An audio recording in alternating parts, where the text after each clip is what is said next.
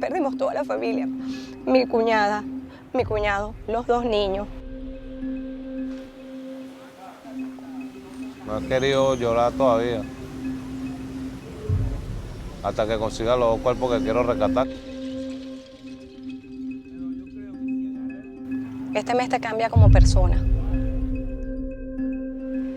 If anywhere could be considered ground zero of the devastating twin earthquakes which struck Venezuela, it is this place, a major social housing complex in Carabayeda. Now, I was here shortly after the earthquake struck, and at that stage, family members were looking to find survivors, were hoping to pull their relatives out alive. Now they are still here, 1 month on, still digging into the buildings themselves, trying to find the apartments in which their missing loved ones lived and bring out their bodies for a dignified burial or cremation. It is a very harrowing sight because there are remnants of their loved ones' lives everywhere you turn. As family members looked on, 3 bodies were pulled out, 2 girls and 1 woman. The relatives were gripped by grief as the search for their loved ones came to a devastating end. Such images have played out hundreds of times across the state of La Guaira on Venezuela's northern coast. The state's shoreline was among the worst hit areas by the double tremors of the 24th of June. Es algo muy fuerte, muy doloroso. Hemos perdido gran parte de nuestra familia. Perdimos hasta el gato, chicos. Perdimos toda la familia, mi cuñada, mi cuñado, los 2 niños. Ayer fue Día del Niño. Nosotros no tuvimos niños que celebrar. Porque los nuestros se fueron. Laura says her family's search for her brother-in-law may have to end soon as the rescue teams and excavating equipment leave the area. Continuing to excavate alone, she says, is too dangerous. Nos sentimos de manos atadas. Te digo que me siento impotente. Hemos echado pico y pala, hemos metido máquinas y nada.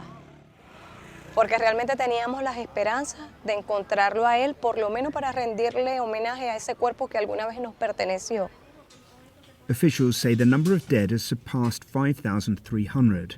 While the Venezuelan government hasn't released an official number of missing, the UN estimates it could be as many as 50,000. Ahí sacaron muchísimos muertos y en cada muerto lo lloramos como que fuese el nuestro. Que esos escombros no lo digan.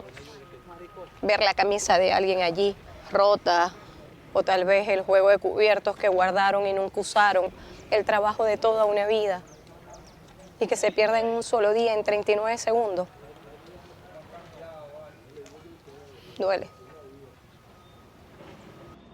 A month on, the full picture of devastation in Venezuela is becoming clearer, and amid the mourning, questions are still being asked about the government's response.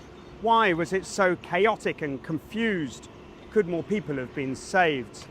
Any nation would have been shaken to its core by this double earthquake, yet this country was uniquely ill-equipped to cope with it after years of corrupt and inept rule and a US military intervention in January. Acting President Delcy Rodriguez has defended the government's response and shared efforts to rehouse some 200 displaced families. Victor is one of thousands who lost their home. He's been living here at this makeshift camp in the coastal town of Carabayeda, but that's been the least of this fisherman's worries. Perdí 26 de mi familia. Y aparte de la familia de mi pareja, que la recuperamos ayer y fuimos a enterrarla hoy, pues, a un 30. Bueno, nosotros estábamos por fuera pescando y nos dieron la noticia por radio, pues. Y cuando escuché que dieron de la torre donde se encontraba mi familia, y yo le dije al dueño de la lancha que ahí también se encontraba mi familia, pues. Y cuando llegué aquí al siguiente día, bueno, conseguimos con esto. Mi hermana, mis 2 sobrinas, sus 4 nietos, mi otro sobrinito, el cuñado mío que vivía con mi hermana y el yerno de mi hermana. Nada más del piso de mi hermana habían 10. ¿Tiene todavía esperanzas de recuperar los familiares que le faltan? Sí, me faltan 2 y bueno, Con el favor de Dios lo voy a recuperar para darle su cristiana sepultura. ¿Ves? Es terrible todo esto. Es una pesadilla fuerte.